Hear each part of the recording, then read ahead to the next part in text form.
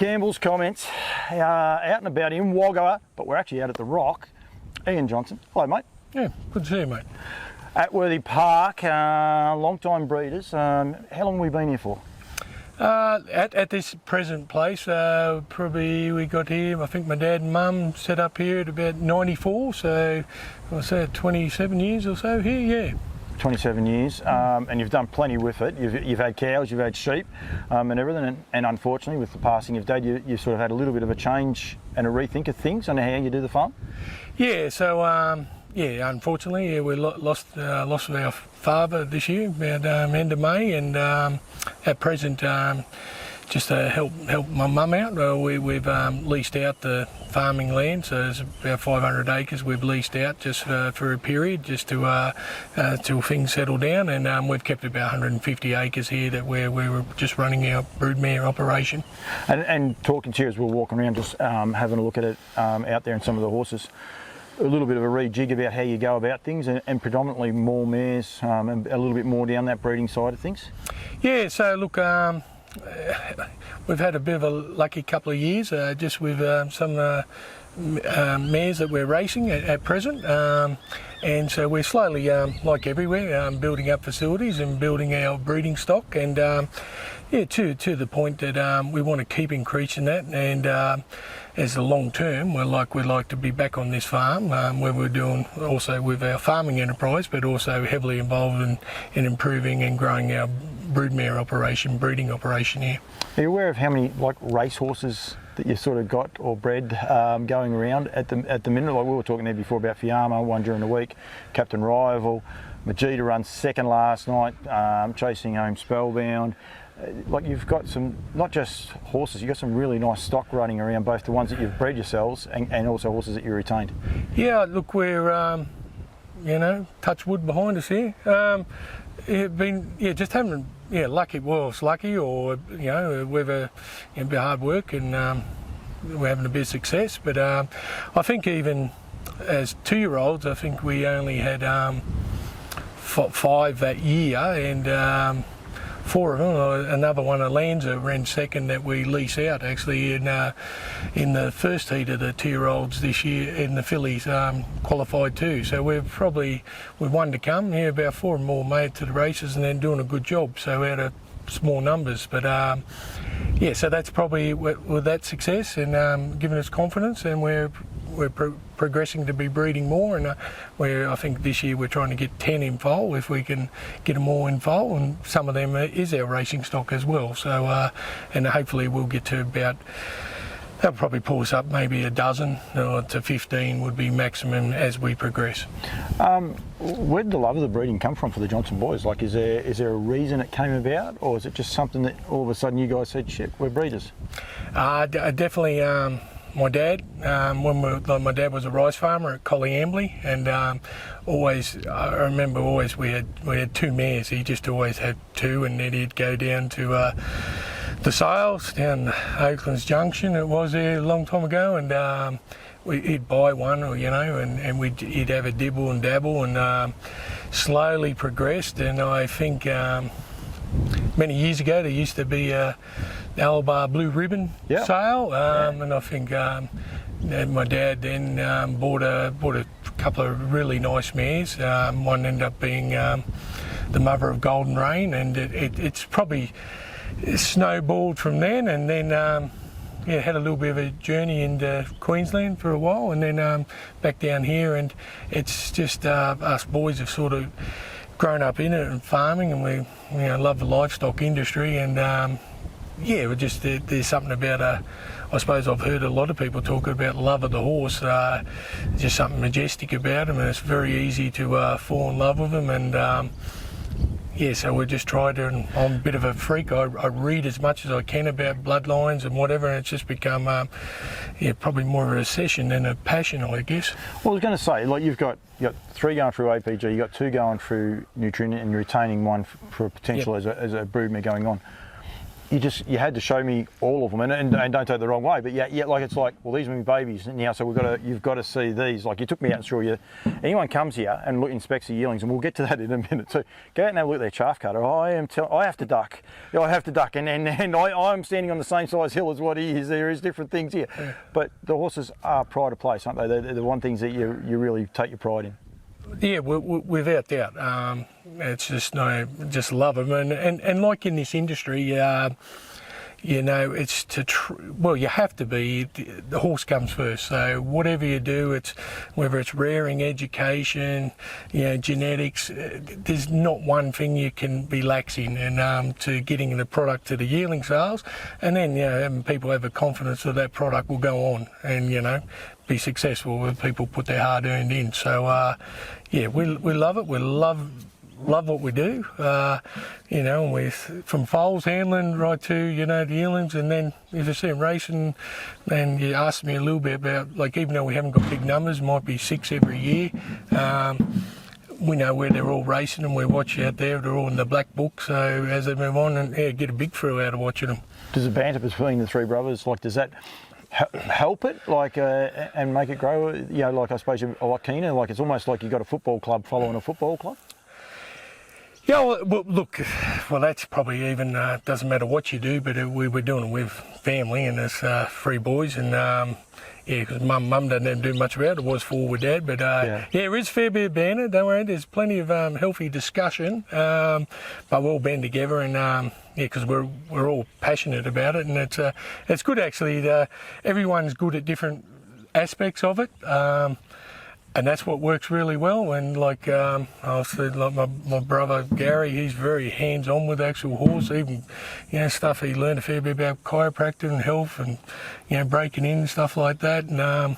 And Stephen's, at present, Stephen's off now at the moment. We're chasing mares and foals down in Victoria, and I don't know where I'll fit in. I might just have to tag along. But we all have our part, and what we're good at, and our strengths, and it works really well. You're the official PR man, don't you worry about that. Yeah, I'll go with that. You've got your title. One of the things you did say, you do have a fair love for the Vicbred and the way that whole system works down there in Victoria. Yeah, well, and that probably stems, as I touched on when we were at Collie Embley, we used to, and as I said to Blue Rim, we used to send all our mares down to, or was Alabar at the time, where we had stands. Dad had some syndication, and horses like What's Next and Embrace Me when they come out, now Windshield Wiper, so we used to breed down a lot there, and we've sort of stuck with that, and it's, we breed some here in New South Wales, but predominantly our line is we breed down in Victoria, and so mares at present getting in foal at the moment, and we've probably had a little bit of success with that too, so you tend to stick with it. So we spoke about it there before, about a couple of the studs we were talking off air and the likes.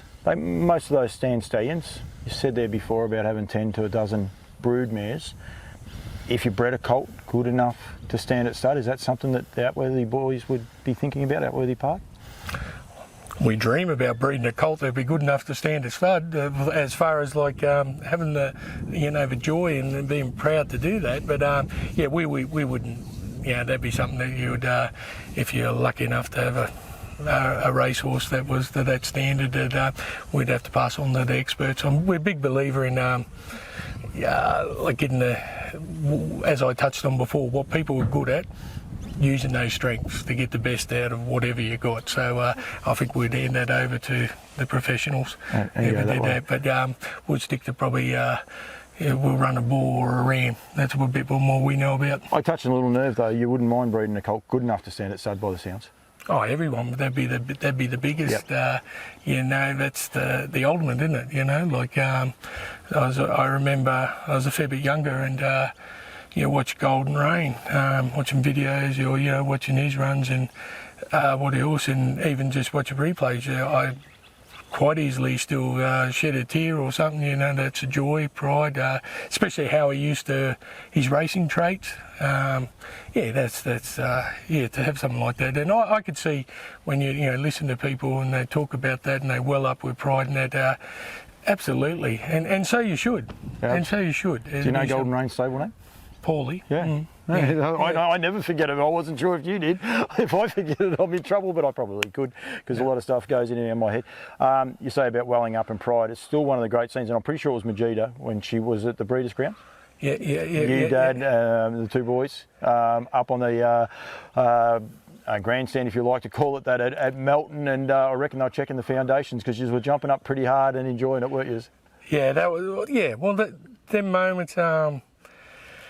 Yeah, because like everyone, and you go around Paul and you'll talk to them, you have a little place. Everyone has, you have tough times. There's plenty of things that go on, but behind the scenes to actually getting lucky enough to let out some of that jubilation, or it's just, and especially like as we stand here in this is a family farm, and the tradition, as I spoke to you back, was farming, and you can have no rain, droughts, frost, like all the pressures, and you're doing something you love, you're putting into something. There's no guarantees when you're doing it more because you love, and then for that to come off or have success, I think it's happiness, it's pride, but some of it's relief too. I let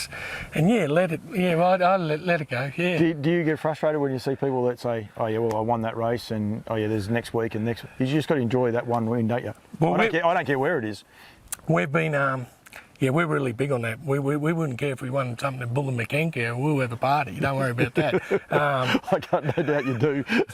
Trust me, yeah, for sure and certain. So, and so you should though. The little things we should all, I think, without getting too deep, we've had things of COVID and whatever, pressures and all that. When little things in life, or things, little victories, everyone should celebrate them. And if you can do it with your family, why not? And that's, it wouldn't be, even though we probably carried on a little bit, but it's not to be embarrassed about it. It was a special time. I reckon some of the great scenes, I just think it was just brilliant. And as I said, I was glad they put the foundations in properly. I could tell you actually even a funnier story about that. I think on that night, having the blue, because this is rural area, and everyone knows rural areas, you have like a postman, so the mail lady comes and does all the rural, we get mail 2 to 3 times a week, days.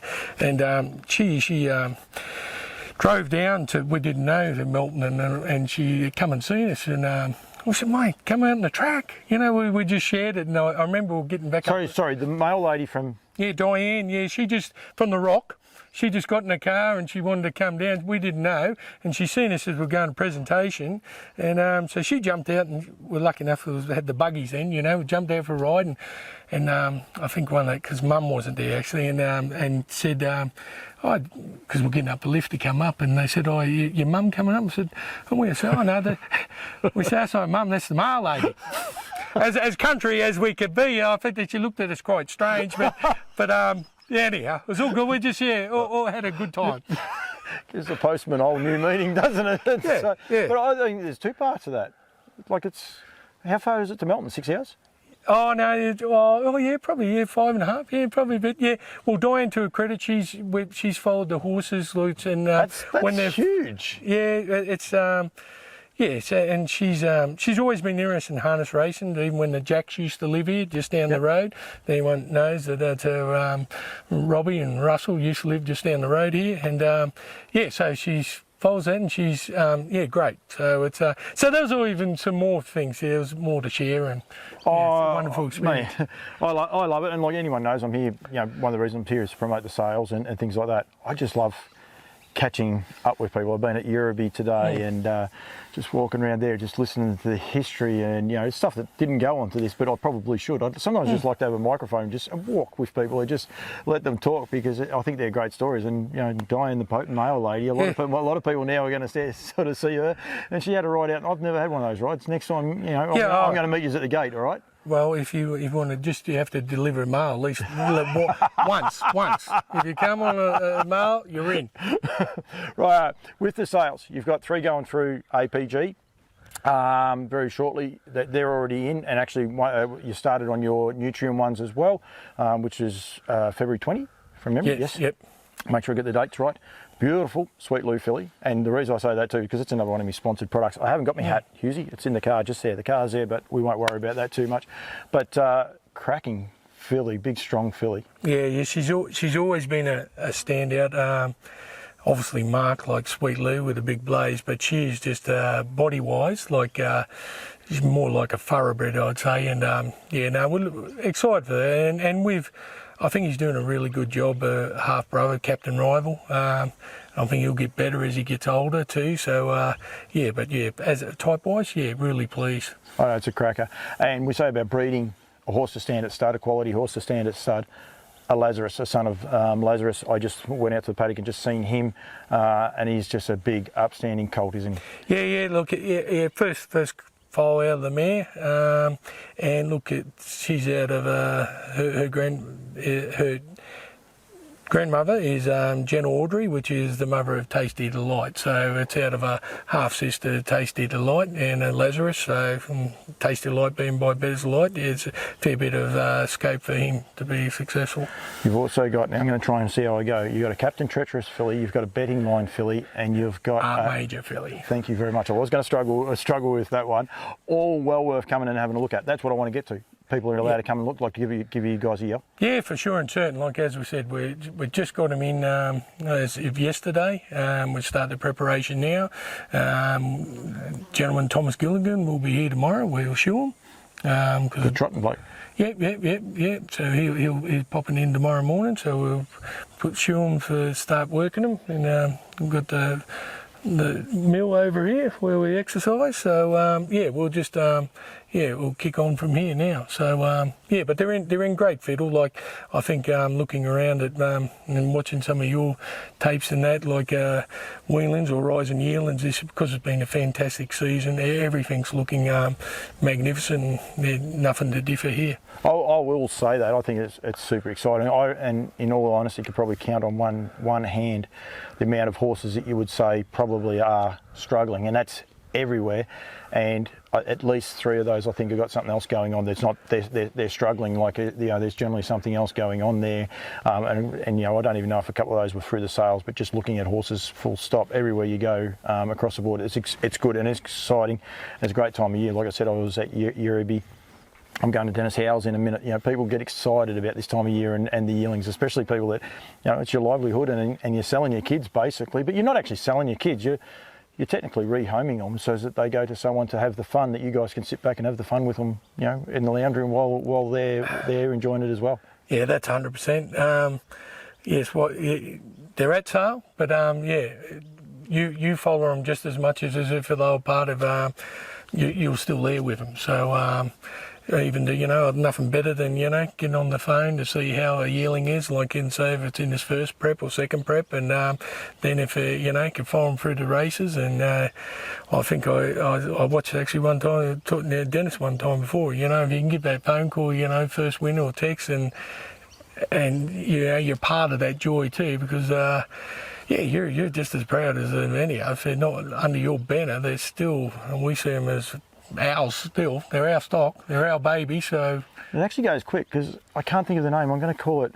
It's Beach. Dave Moran trains the horse. It actually won its first race the day after I did the interview with Dennis. It'd be Beach Memories. Beach Memories. That's right. Now she's probably won a dozen races, or not a dozen. She would have won at least half a dozen races now. And that's probably less than 12 months. So you do have to enjoy it, don't you? Oh, for sure, and this is the part, like, whilst it's good getting the yearlings in the next stage, you sort of see as we get into, say, January, February, and we'd be no different than anyone else, but you start looking at trials and to just see if they're coming up and they're trialling, so, the last generation, so with foals, yearlings, and, the ones you saw before was rising 2-year-olds trial, it's an exciting time of year. Oh, it definitely is. Just quickly, Magetta last night, she was terrific. You would be excited about the size and the way she's progressing. Yeah, look, very excited. We're very pleased with last night, with the draws, how it goes. We've spellbound during one, but no, look, she's been really strong this year. Had some real hard runs and tough draws, but Look, we're really excited looking for the Vicbred final night. Hopefully we'll make it there, and it's a chance of history. I think we'd be the first filly, I'm pretty sure. Phone's always got to be off, but you don't worry too much about that. It'll be fine. Yeah, I'll try and get rid of that. It could be the first filly to win the three-peat, 2, 3 and 4. So it's hopefully we can get it done. And there is a little tease with her mother that fast approaching $1 million in earnings from 4 foals. Yeah. So we're just I had to get it out before you, so don't worry about me. Yeah, no. She was a mare that we bought for a future of broodmare, Arterial Way, and first 4 foals. I haven't done the sums, but we're rapidly approaching $1 million for earnings of. Which is terrific. From guys that do a small job, I mean that must be terrific. You've got so many good mares, and then you got one that's just starting to come through, and you've got a horse like Magetta, which I imagine you're going to breed from and try and sell those as well. Yeah. So at present we're actually I think Magetta's getting served today with Bettor's Delight. Which we'll probably we'll take an embryo out of, and our recently retired 2 times better is we're trying to get involved with Captain Treacherous at present. So there's just some exciting bloodlines there. Yeah, so and that's we're just lucky enough. Brother, just as I was talking about, just turned up with me. We picked up. You're going to have to do some work. Now, I don't know if you know this, but I'm actually an unofficial owner of Spellbound. So I just want to say no. I beat you, so you didn't know that one, did you? I didn't realise that, but I'd like to say Paul's done a good job for the industry, and this probably be his last time here. He'll disappear somewhere in between the rock when he left our place. I will say that too. Well, before we go, as far as tourism goes, run the rock, walk the rock. Make sure when you come here, plan a little bit extra time and go up and visit the rock. I have done it once many moons ago. I cannot do it today because I've had a pretty big day. But I do recommend anyone, if they come here, to make sure they go and visit the rock. It's just an amazing little thing, isn't it? Oh, especially if you happen to get down here around around September time, when this is a great cereal industry out here in this area here. You see the canola in full bloom for as far as the eye could see. There's been nothing better. Beautiful. We don't want them here in September. We want them here now. No, because they're going to come and inspect all the draft. That's true. And as the major spokesman for Atworthy Park, thank you very much for the time, mate. Good luck at the sales. I'll be seeing you before then. You know that. All right. Thanks, Paul. Thanks for what you do.